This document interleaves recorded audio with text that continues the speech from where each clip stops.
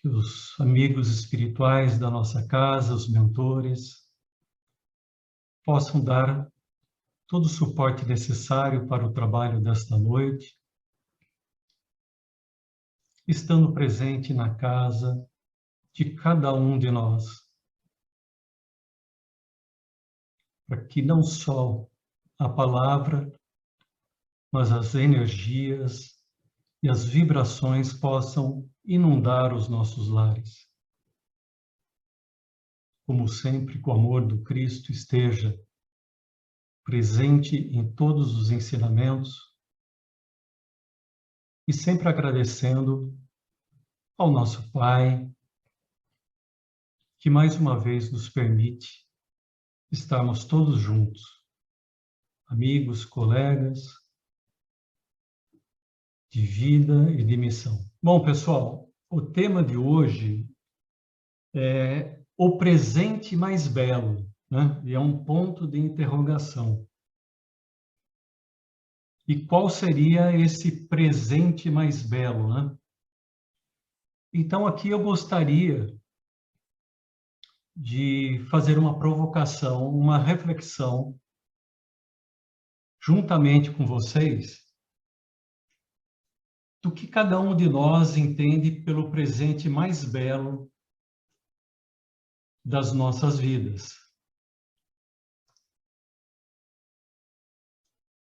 Bom, se a gente for parar um pouquinho para pensar sobre isso, eu poderia fazer duas perguntas em relação a isso. Eu poderia perguntar a cada um de vocês que vocês pensassem agora, nesse momento, e refletissem qual foi o presente mais belo que vocês ganharam na vida de vocês. Então, nesses poucos segundos, eu estimulo que vocês pensem. Não importa em que fase da nossa vida, né? Mas o que é que ficou marcante na nossa lembrança de algo que vocês tenham ganhado, que para vocês tem um valor muito grande e que provavelmente seja esse presente mais belo. Eu também poderia fazer uma segunda pergunta para cada um de vocês. Qual é o presente mais belo que vocês gostariam de ganhar ainda, daqui para frente? Pensando no presente, pensando no futuro. Talvez o que a gente gostasse de ganhar daqui para frente fosse mais fácil, né? E talvez tenha um pensamento mais comum entre todos nós. Mas essa resposta do que seria o presente mais belo, se a gente for perguntar para cada pessoa pode dizer uma coisa diferente. Se a gente for pensar em termos de idade, for perguntar para uma criança qual foi o presente mais belo que ela ganhou ou que ela gostaria de ganhar, a resposta vai ser uma. E provavelmente seja um presente material mesmo, né? Ela vai estar pensando em algo material. Se eu perguntar para um adolescente o que ele gostaria de ganhar, pode ser que o ponto de vista, a resposta seja outra. E assim, para o jovem que está iniciando, né, a sua jornada profissional, e assim para os casais que estão formando uma nova família, assim para os pais, né, que estão recebendo os filhos na família, ou para os avós que estão recebendo os netinhos, ou então para aqueles de mais idade, né? Então, cada um poderia responder de uma forma diferente, o que nos leva a entender que o presente mais belo para cada um de nós, ele está ligado provavelmente à nossa idade, ele está ligado provavelmente ao contexto que nós estamos passando, o que nós passamos, ou que nós achamos que vamos passar. Dependendo das nossas experiências, pode ser que cada um de nós tenha uma resposta. Se uma pessoa for mais materialista, pode ser que o presente mais belo para ela seja um. Se ela for uma pessoa mais espiritualizada, pode ser que o presente mais belo seja outro. E assim por diante. Quer dizer, então, o presente mais belo é algo variável para cada um de nós. Mas o meu objetivo aqui é falar de um presente mais belo e que talvez seja mais belo para todos nós. Não importa idade, não importa religião, não importa experiência de vida. E eu vou compartilhar uma figura com vocês para tentar dar uma dica para vocês do que seria esse presente mais belo que eu pretendo comentar com vocês.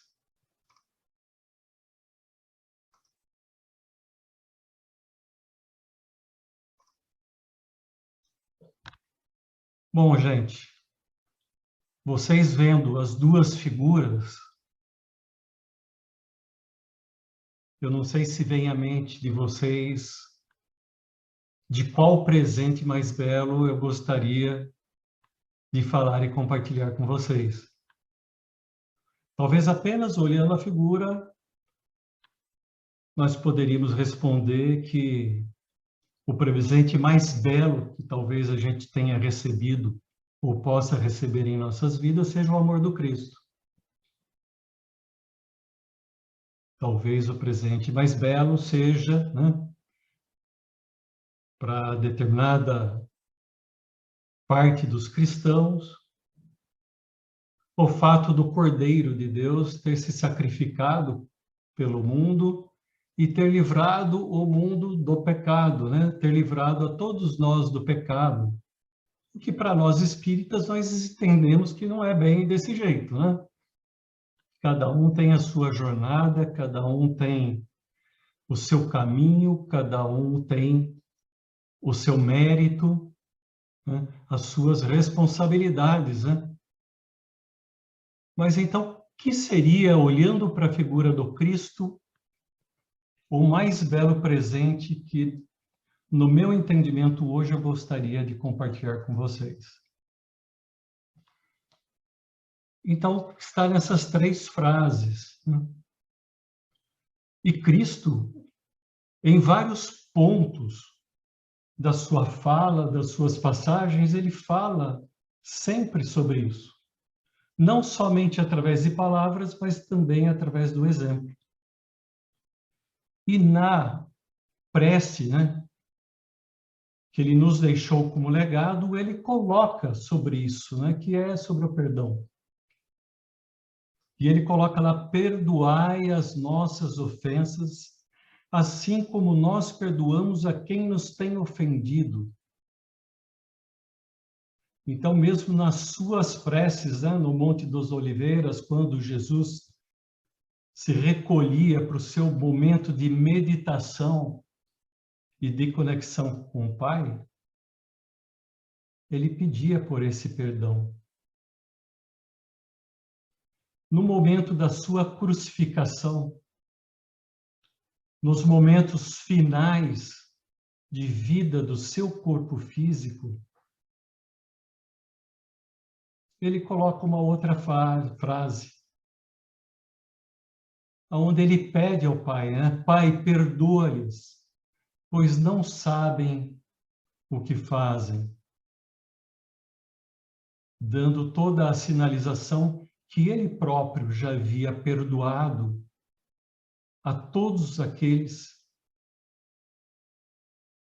que estavam, que influenciaram na forma como a sua vida e o seu desencarne se desfechou. mas ele pede ao Pai, ele pede o perdão, quer dizer, na prece do Pai Nosso, é o auto-perdão. E nas palavras na cruz, ele pede, ele perdoa e pede o perdão ao próximo. E numa das passagens, né, quando Pedro pergunta a Jesus de quantas vezes nós deveríamos perdoar as ofensas do próximo, e Pedro pergunta, seriam 7 vezes? E Jesus responde, eu não vos digo até 7 vezes, mas 70 vezes 7 vezes. E o que o Cristo quis nos dizer com essa resposta é que nós deveríamos perdoar tantas vezes quantas forem necessárias. Então, não é perdoar uma ou perdoar duas, é fazer do perdão o exercício de acordo com a necessidade que nós nos defrontamos durante as nossas experiências de vida, durante a nossa convivência, durante o nosso relacionamento. E por que Jesus teria dado tanta ênfase ao perdão? Se a gente for olhar um pouco para o contexto histórico, para os 2000 anos antes de Jesus, vem toda uma cultura, através da lei mosaica, do olho por olho, dente por dente. Uma cultura que provavelmente tenha sido necessária de acordo com as condições da época. Épocas difíceis, épocas onde o poder sobrepunha o direito dos indivíduos, aonde o pão nosso de cada dia tinha que ser realmente conquistado a cada dia, um período de invasão,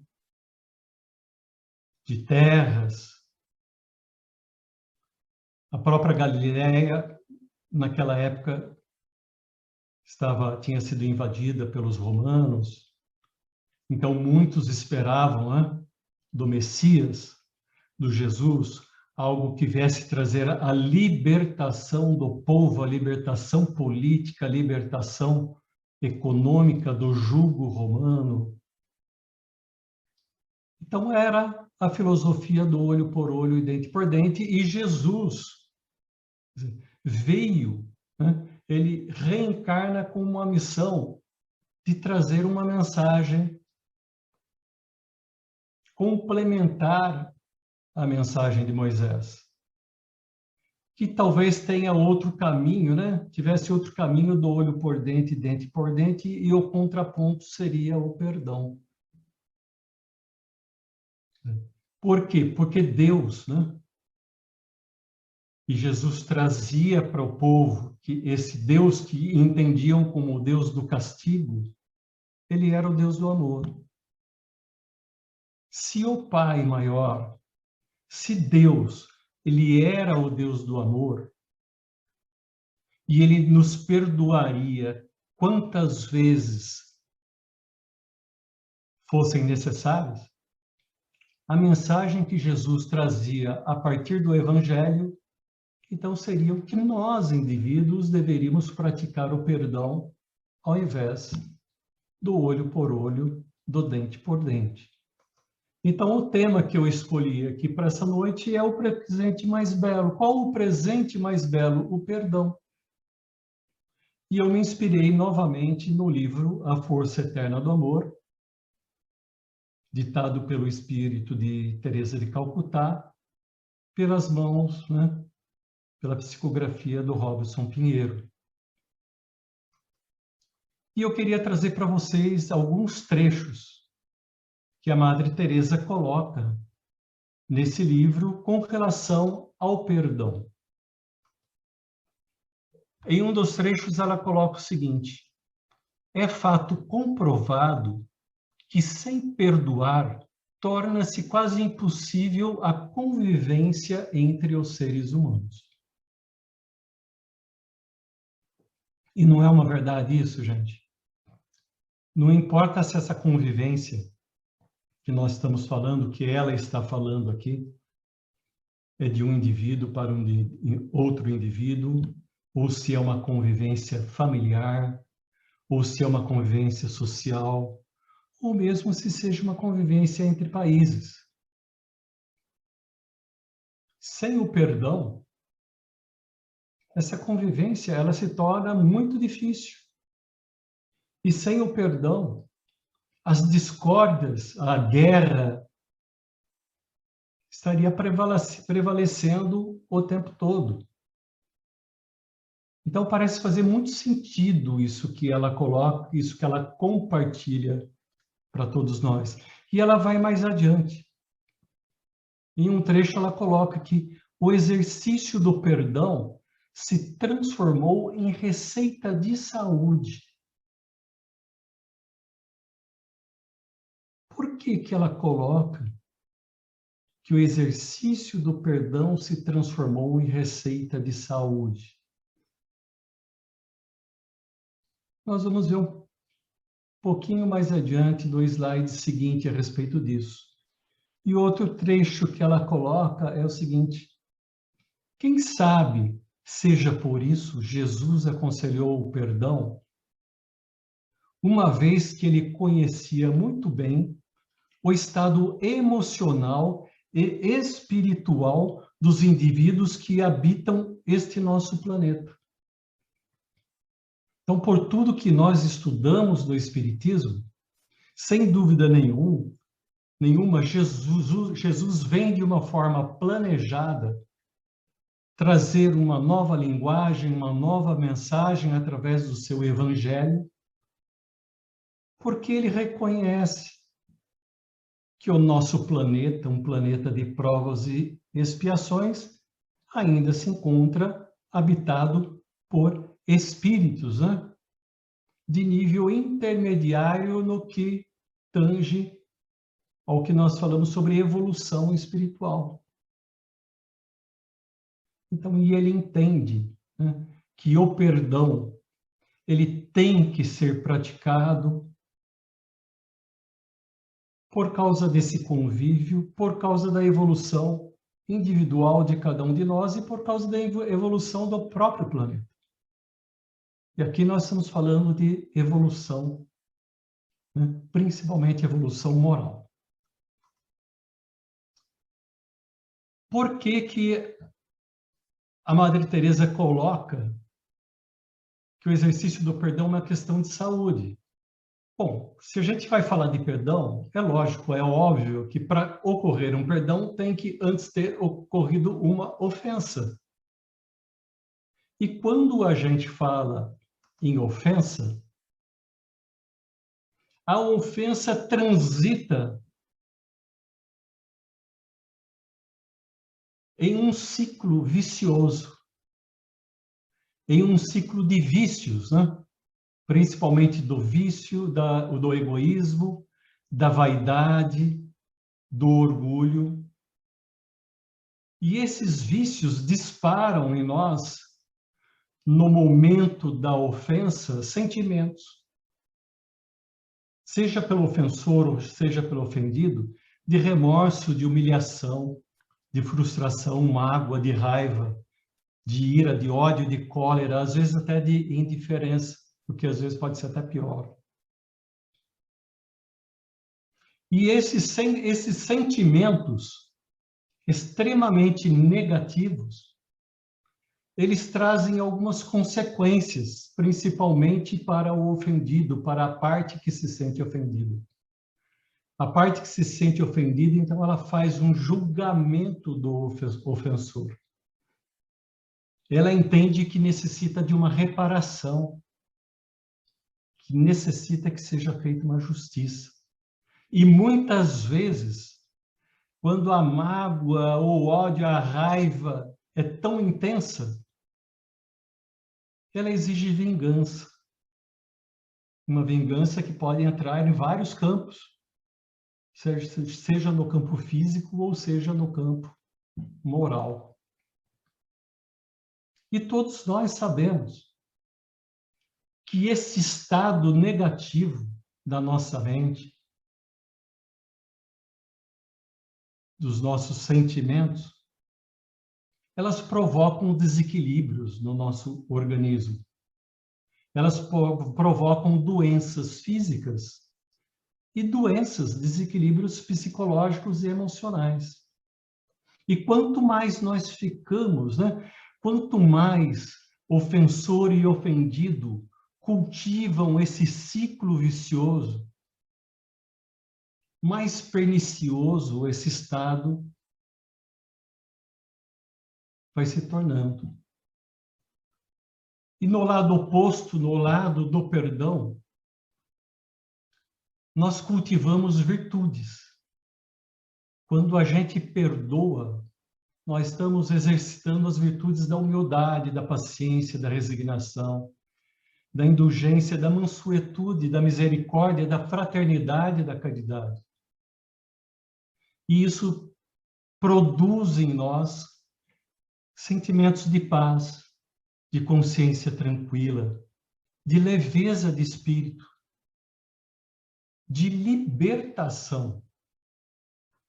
De libertação tanto da parte ofensora como da parte ofendida. E isso se traduz num nível de saúde para nós, porque nós sabemos que esses sentimentos, essas virtudes cultuadas no seu dia a dia, elas provocam emoções sadias.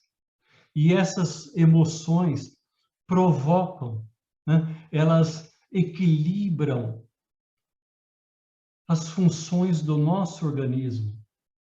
Elas equilibram o nosso estado mental. Então, quanto mais nós cultivamos esse ciclo virtuoso, melhor para todos nós. E até Madre Teresa coloca em um dos trechos que perdoar é uma questão de inteligência. Porque quando a gente entende tudo isso, e temos a consciência de tudo isso, por que ficarmos no campo da ofensa, cultivando todo esse ciclo vicioso e prejudicando aos outros e a nós mesmos? E no Evangelho, segundo o Espiritismo, no capítulo 10, bem-aventurados aqueles que são misericórdios, eu selecionei um trecho que é uma mensagem de Paulo, né, o apóstolo, que foi recebida na cidade de Lyon em 1861 e que foi registrado no Evangelho segundo o Espiritismo. E a mensagem diz o seguinte: ó, ai daquele que diz, eu nunca perdoarei, porque pronuncia a sua própria condenação. Quem sabe, aliás, se descendo em vós mesmos, não fostes o agressor? Quer dizer, Paulo está nos provocando, quer dizer, será que, ao invés de ofendidos, nós não fomos o agressor? Quem sabe se nessa luta que começa por um golpe de espinho e acaba por uma ruptura, não iniciaste o primeiro golpe? Se uma palavra ofensiva, se não vos escapou? Se usastes de toda a moderação necessária? Será que no início de uma discórdia,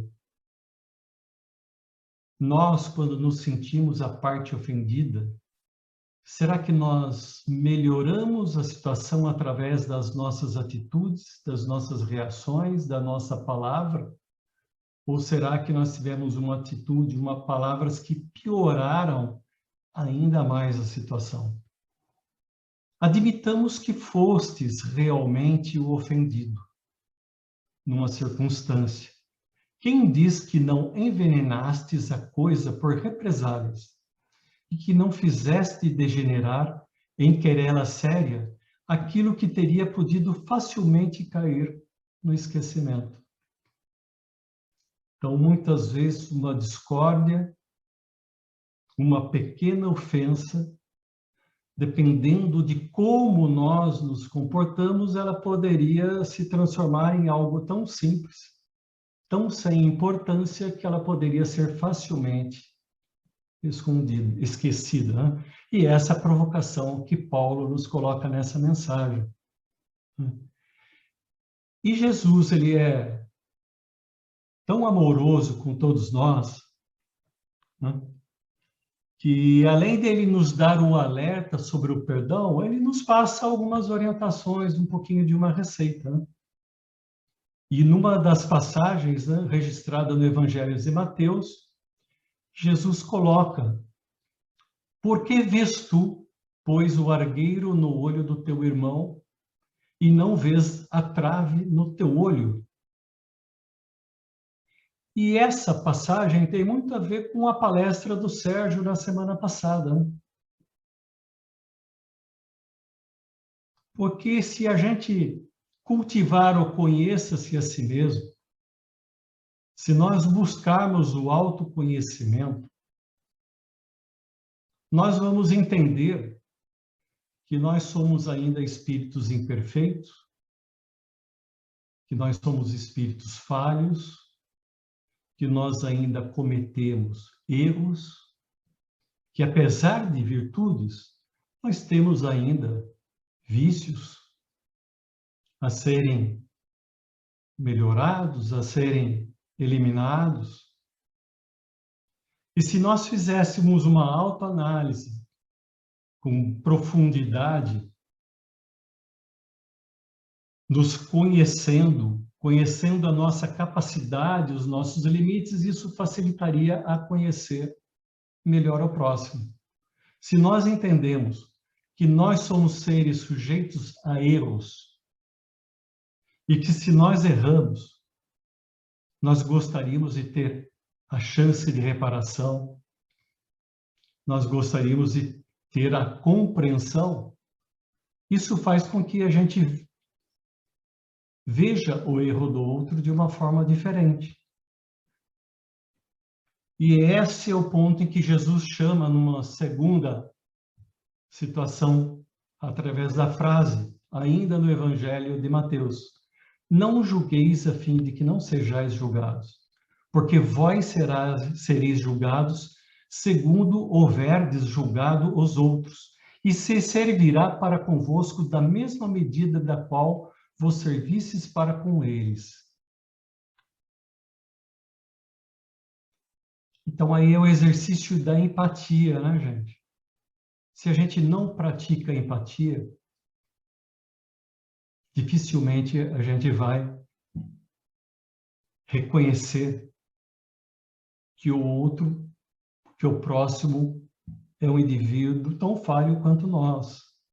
Mas a partir do momento que nós praticamos a empatia com o suporte do nosso autoconhecimento, talvez as coisas se tornem mais fáceis.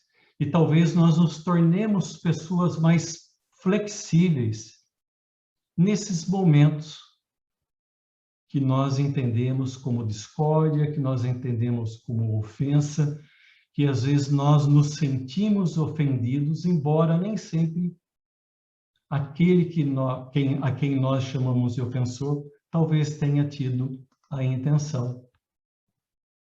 Mas se Jesus ainda coloca, e ainda no Evangelho de Mateus, caso a gente não consiga, né, ter uma postura preventiva para não julgar o próximo, para não deixar que essa ofensa se torne algo crítica para nós, ele coloca: reconciliai-vos o mais depressa com o vosso adversário, enquanto estáis com ele no caminho, a fim de que vosso adversário não vos entregue ao juiz. como talvez a gente pudesse interpretar sobre o que Jesus quis dizer sobre caminho. Bom, eu entendi como caminho que a gente deve procurar resolver os problemas, a gente deve procurar a reconciliação enquanto nós estamos convivendo com as pessoas aqui no plano material. É o melhor momento. Porque após o desencarne, seja meu ou seja do outro, as coisas se tornam mais difíceis. E há outros tipos de desdobramentos, como nós aprendemos no Espiritismo. E o que eu interpretei pelo juiz? Bom, o juiz pode ser o julgamento feito pelo próprio adversário ou pela própria parte ofendida, ou pode ser pelo julgamento, pela consciência do próprio ofensor, ao entender que não deveria ter feito algum ato, ter tido alguma atitude. E os juízes podem ser as próprias leis divinas ou naturais que nós aprendemos, as consequências. Quer dizer, que se nós somos responsáveis por uma discórdia e nós não procuramos a reparação, nós sabemos que pela lei de causa e efeito, né, pela lei de ação e reação,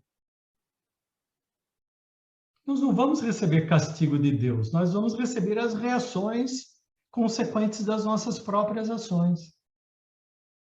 E um ponto que a gente encontra no Evangelho segundo o Espiritismo, ele coloca em um determinado pontinho lá um ditado popular: morto o animal, morto o veneno, e eu coloco em ponto de interrogação aqui. Será que morto o animal, morto o veneno? Será que desencarnado o ofensor ou ofendido, resolvido o problema da discórdia? Nós sabemos, né, pelo Espiritismo, que não, né, que o Espírito continua vivo. E o Espírito, ele não ficou nem melhor e nem pior do que ele era quando aqui encarnado.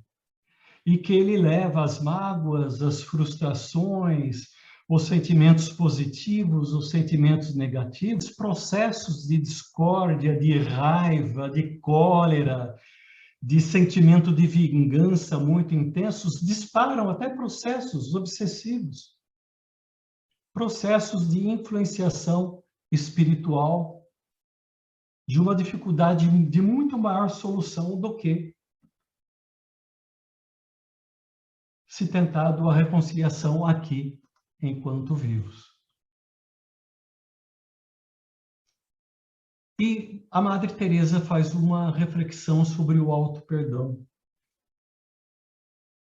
que tanto importante é nós perdoarmos o próximo como o próprio auto-perdão. Porque se nós não soubermos nos perdoar, mais difícil perdoar o nosso próximo será. Se eu sou rígido, extremamente rígido comigo mesmo, eu vou ser mais rígido ainda com o próximo, se eu me sentir ofendido. E ela coloca, num dos trechos, muitos cristãos se veem encarcerados em círculos de culpa, a qual em grande número de vezes é agravado por uma religião do medo. Como resultado, proliferam instrumentos mais ou menos variados de autopunição que acometem a própria pessoa e os que lhe acompanham à marcha.